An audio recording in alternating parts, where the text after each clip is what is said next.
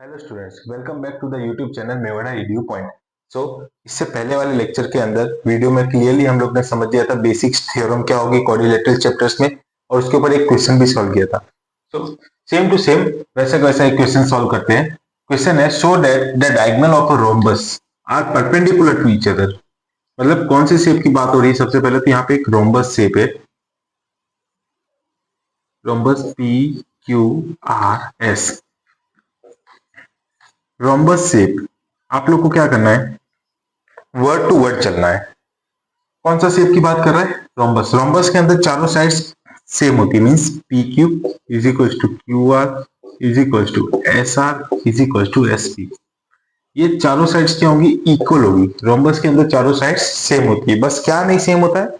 ये 90 डिग्री नहीं होता, बाकी सेम टू सेम स्क्वायर ही रहता है। ये गिवन है। और क्या लिखा है? Diagonals of rhombus by perpendicular to each other, means एक डायगोनल क्यू एस, एक डायगोनल पी आर, ये यहाँ पे इंटरसेक्ट कर रहे हैं पॉइंट ओ पे। हमने मान लिया कौन से पॉइंट पे इंटरसेक्ट कर रहे हैं? ओ पॉइंट पे।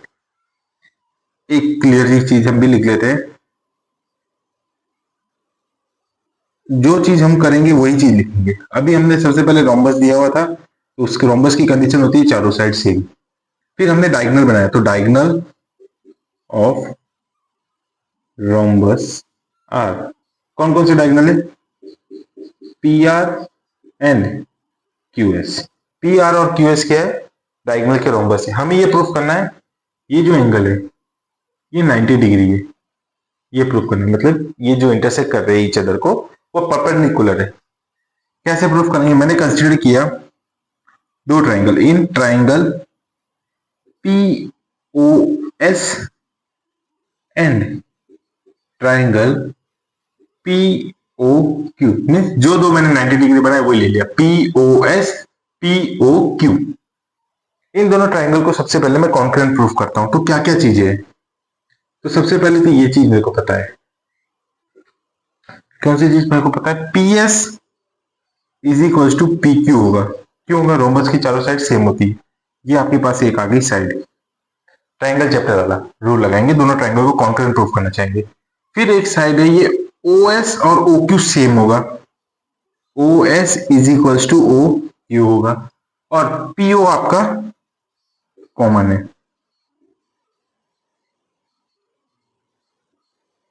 ये भी एक साइड है, ये भी एक साइड है। अब सबसे पहली चीज ओ एस और ओ क्यू क्यू सेम होगा। तो रोम्बस एक क्या है? पैरेललोग्राम है।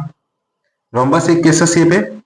It is a type of parallelogram. और कल ही हमने थ्योरम पढ़ी थी, उसमें ये था the diagonals, the diagonal of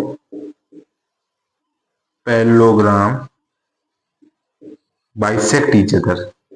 जो पैरेललोग्राम के डायगोनल्स है वो एक दूसरे को क्या करते हैं? बाइसेक्ट करते हैं। बाइसेक्ट करना मतलब टू इक्वल पार्ट्स में डिवाइड करना। तो ये जो डायगोनल है ओ एस से ओ क्यू तक, वो ओपी वाले डायगोनल क्या कर रहा है? बाइसेक्ट कर रहा है। मतलब ये दोनों साइड क्या हो गई? सेम हो गई। ट्राइंगल कौन कौन सा लिया है? वापस से देख लो।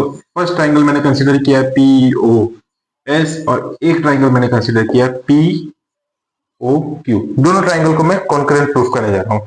तो कौन से रूल लग गया? ये आपका लग गया by S S S rule. Triangle P O S is equal to concurrent to triangle P O Q. दोनों ट्राइंगल को कॉन्करेंट प्रूफ कर दिया। अब एक नॉर्मल चीज, अगर कोई दो ट्राइंगल कॉन्करेंट है, 7 चैप्टर में पढ़ा है, तो by CPCT corresponding part of concurrent triangle, इनके एंगल्स भी क्या होंगे? सेम होंगे। तो मैंने लिखा angle P O S is equal to angle P O Q. ये एंगल और ये एंगल भी क्या होगा? सेम। उसके बाद एक इक्वेशन लिखते हैं यहां से, angle P O S plus angle P O Q is equal to 180 degree. Reason मैंने लिखा है linear pair of angle,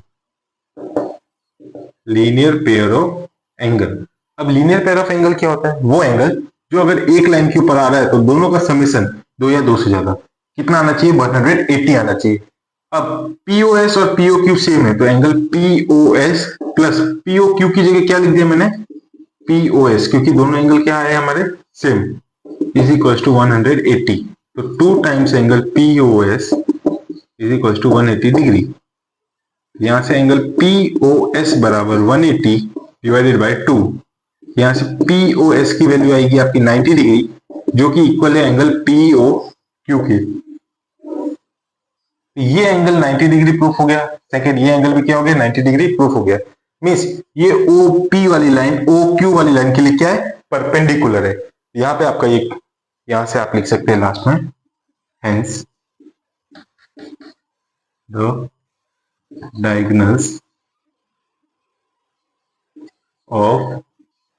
diagonals of rhombus are perpendicular to each other.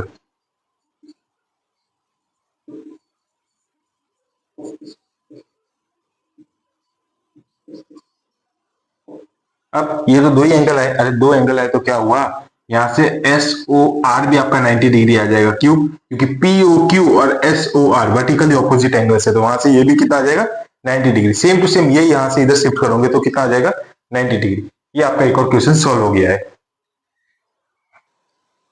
Okay, अब सेम टू सेम एक और क्वेश्चन हम लोग solve करेंगे। इसमें आपको क्वेश्चन क्या दे रखा है, देखो बेटा, ये क्वेश्चंस जिसमें डायग्राम नहीं दे रखा होता है, एक स्टेटमेंट होता है, उसमें क्या दिक्कत होती है, आपको इस वर्ड से ही गिवन बनाना है। अब जैसे यहाँ पे ये क्वेश्चन दे रखा है, इसका सोल्यूशन स्टार्ट करते हैं। If the diagonals of a parallelogram are equal, मतलब एक पैरेललोग्राम में जिसके डायगोनल्स क्या है, सेम।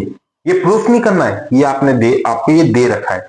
प्रूफ क्या करना है, then show that it is a rectangle. तो चलो, मैंने मान लिया कि एक ये रेक्टेंगल शेप है,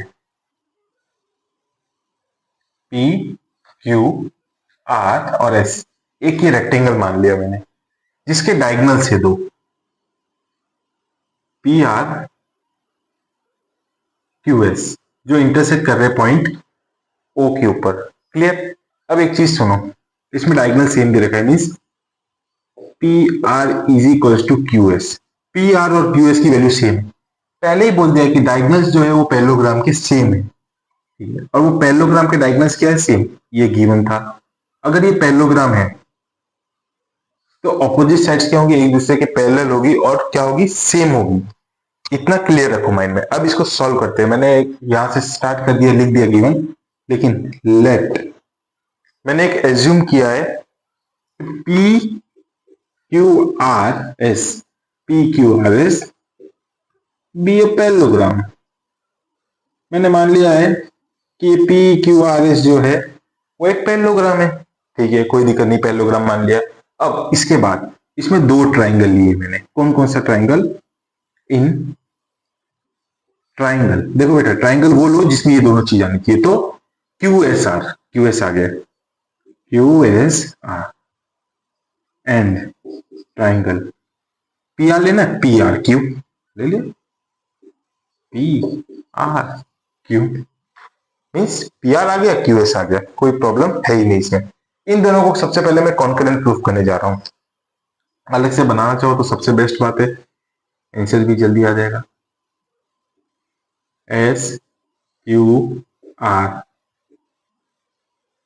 आर क्यू एस। सबसे पहला काम क्या करेंगे, ये गिवन लिख लेते हैं कि P R is equal to Q S. ये एक साइड है जो कि आपको गिवन है, किस फॉर्म में गिवन है, डायगोनल्स आर इक्वल, मीन्स ये एस क्यू वाली लाइन और ये, सॉरी यहाँ पी आएगा, पी वाली लाइन ये सेम है, ये गिवन है। फिर उसके बाद मैंने एक और चीज लिखी, P Q is equal to S R, S R is equal to P Q. ये भी एक क्या हो जाएगी, आपकी साइड हो जाएगी। ये क्यों सेम है, तो इन पैरेललोग्राम, कल ही पढ़ा है theorem, in parallelogram opposite sides are equal. Parallelogram के अंदर ऑपोजिट साइड्स क्या होती है, इक्वल होती है। अब इसके बाद एक और चीज बची, क्यू आर, तो इसमें भी क्यू आर कॉमन है, तो क्यू आर ये आपका कॉमन साइड है, तो ये भी आ गया आपका एस, तो by S S S rule दोनों ट्राइंगल कॉन्करेंट आएंगे, Q S R concurrent to triangle P R Q. अब सबके दिमाग में एक बात आएगी कि ट्राइंगल ही क्यों कॉन्करेंट प्रूफ किया। ट्राइंगल कॉन्करेंट प्रूफ करने का रीजन था कि मैं अब लिख सकता हूं बाय सीपीसीटी ये दोनों एंगल क्या होंगे, सेम होंगे, मींस बाय सीपीसीटी अगर कोई दो ट्राइंगल कॉन्करेंट होते हैं तो सीपीसीटी से क्या होता है, उसके बाकी एलिमेंट्स भी सेम होंगे, means angle S R Q is equal to angle P Q R, ये दोनों क्या रहेंगे आपके, सेम रहेंगे, इसमें तो कोई दिक्कत रहेगी नहीं। अब यहां से मैं एक चीज लिख रहा हूं, angle S R Q plus angle P Q R is equal to 180। अब इसमें लीनियर पेयर ऑफ एंगल नहीं लगा सकते हम लोग, तो लगाएगा मत, क्यों, एक एंगल ये है और एक एंगल ये है, ये कैसे 180 डिग्री आ रहा है, तो बेटा यहां पे मैं पूरा स्टेटमेंट लिख लेता हूं, यहां लिख लेते ऊपर। एक चीज देखो, दो पैरेलल लाइन है, कितनी पैरेलल लाइन है, दो, ये आपकी एस आर एक पैरेलल लाइन है, सिमिलरली एक ये पी क्यू पैरेलल है, इसमें एक ट्रांसवर्सल लाइन आ रही है आर क्यू। ट्रांसवर्सल लाइन का मतलब होता है दो पैरेलल लाइन को कट करती हुई लाइन, तो जब भी कोई एक ट्रांसवर्सल लाइन होगी तो उसके इंटीरियर एंगल को प्लस करने पे हमेशा कितना आंसर आना चाहिए, 180 डिग्री। इसमें ऐसे लिख सकते हो, measure of same side of transversal line का सेम साइड का जो मेजरमेंट होता है प्लस करने पे 180 डिग्री आता है। तो यहां से angle S R Q plus P Q are की जगह भी क्या लिख सकता हूं, एस आर क्यू, क्योंकि दोनों क्या है, सेम है, ठीक है, वो 180 है, तो 2 times of angle S R Q 180 है, डिग्री लगाना नहीं भूले, तो एंगल एस आर क्यू की वैल्यू कितनी आएगी, 180 डिवाइडेड बाय 2, कितना हो जाएगा angle S R Q, 90 degree.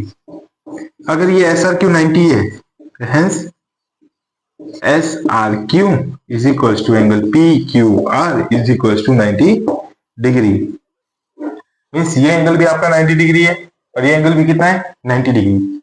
Rectangle की क्या होती है, ऑपोजिट साइड सेम, वो तो फिक्स है, ऑपोजिट साइड आपकी सेम है, पैरेललोग्राम में भी होता है। क्या चीज होनी चाहिए, 90 डिग्री एंगल होना चाहिए, प्रूफ कर दिया। ये 90 तो ये भी कितना होगा, 90। ऑपोजिट एंगल्स पैरेललोग्राम के अंदर सेम होते हैं, सेम टू सेम, आर 90 तो पी भी कितना होगा, 90 डिग्री होगा। ऑपोजिट एंगल्स जो होंगे आपके वो पैरेललोग्राम के अंदर हमेशा सेम रहेंगे, तो हेंस प्रूफ लिख लो, इट इज ए रेक्टेंगल। ये आपका क्वेश्चन नंबर 3 भी हम लोग ने सॉल्व कर लिया है। क्वेश्चन सेकंड, फर्स्ट इससे पहले किया था और ये क्वेश्चन नंबर 2 भी हमने सॉल्व कर लिया है। चलिए तब नेक्स्ट क्वेश्चन पे बढ़ते हैं। इसमें आपको क्या दे रखा है, गिवन क्या है, A B C D is a parallelogram, means A B C D क्या है, पैरेललोग्राम है। तो पैरेललोग्राम के अंदर क्या होता है, ऑपोजिट साइड सेम होती है और पैरेलल होती है, ये गिवन है। AP and CQ are perpendicular from vertice.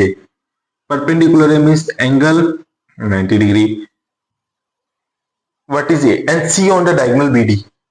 BD के ऊपर अलग अलग जो है वो उसके ऊपर बाइसेक्ट कर रहे हैं। क्लियर है, बाइसेक्ट मीन्स सॉरी परपेंडिकुलर से। हमें क्या प्रूफ करना है, सबसे पहले जो हमें प्रूफ करना है वो है आपका triangle APB concurrent to triangle CQD। Okay कर लेते, पहले तो ये दोनों ट्राइंगल अलग से बना लेते हैं। तो APB जिसके अंदर यहाँ पे 90 डिग्री दे रखा है, ओके कोई बात नहीं। और कौन सा, CQD,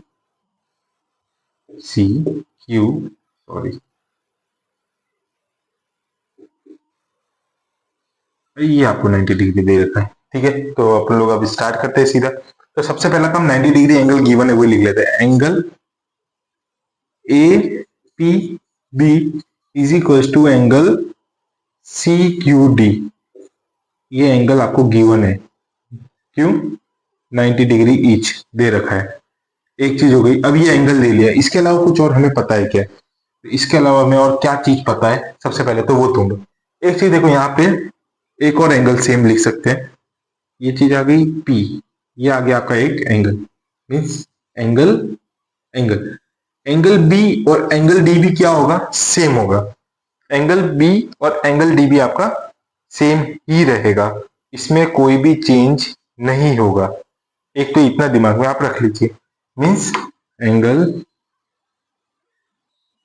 B A P P is equals to C D Q, ये एंगल सेम है। क्यों है, क्योंकि पैरेललोग्राम में A B is parallel to C D.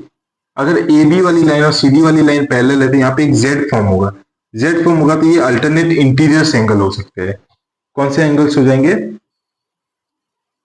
Alternate interior angles हो जाएंगे। जेड फॉर्म हो रहा है ना, तो जेड फॉर्म हो जाएगा तो आपके कौन से एंगल्स बन जाएंगे, अल्टरनेट इंटीरियर्स एंगल।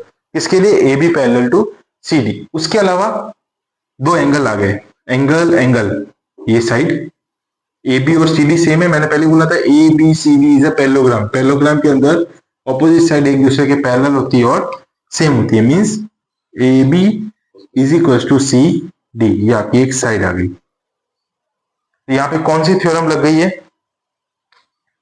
यहाँ पे लिखना हो तो रीजन लिख सकते हो, opposite side of parallelogram ABCD are equal. ठीक है, ये लिखने का रीजन है कि आपके माइंडसेट में जितनी बार क्वेश्चन सॉल्व करोगे ये चीज याद भी हो जाएगी थ्योरम साथ साथ में, और कभी मिस्टेक नहीं करोगे। So by angle angle side AAS, triangle APB concurrent to triangle CQD, दोनों ट्राइंगल क्या आ गए आपके, कॉन्करेंट आ गए। दोनों ट्राइंगल कॉन्करेंट प्रूफ हो गए। उसके बाद आपको कुछ नहीं लिखना है, जैसे चैप्टर 7 में करते थे, बाय CPCT। अगर कोई दो ट्राइंगल कॉन्करेंट है तो उसके करस्पॉन्डिंग पार्ट्स भी क्या आएंगे, सेम आएंगे। और वो करस्पॉन्डिंग पार्ट्स क्या है, AP और CQ सेम होंगे। AP is equal to CQ। ये आपका हो गया क्वेश्चन यहाँ पे सॉल्व। इसके आगे आपको इस क्वेश्चन के अंदर कुछ भी नहीं करना है।